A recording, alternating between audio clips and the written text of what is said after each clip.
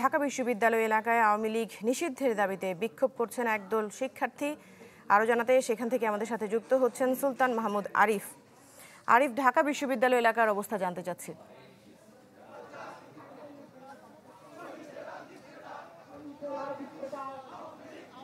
জি আরিফ, নিশ্চয় শুনতে পাচ্ছেন আপনি আমাকে? আপনার পেছনে একটি বড় মিছিল দেখতে পাচ্ছি আমরা।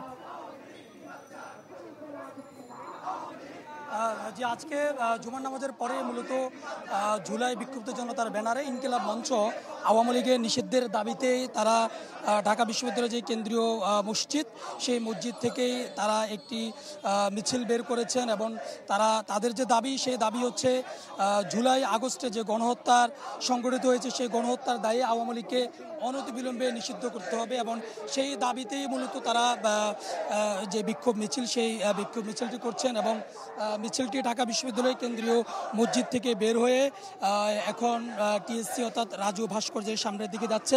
সেখানে গিয়ে তারা তাদের যে আনুষ্ঠানিক যে বক্তব্য, সেই বক্তব্যটি তারা দিবেন এবং তারা বলছেন যে যতদিন পর্যন্ত না আওয়ামী লীগকে নিষিদ্ধ করা না হবে গণহত্যার দায়ে, ততদিন পর্যন্ত জুলাই গণ অভ্যুত্থানে যে যারা নিহত হয়েছেন, যারা আহত হয়েছেন, সেই জুলাই বিপ্লবের পরিপূর্ণ ফল কিন্তু জনগণ পাবে না।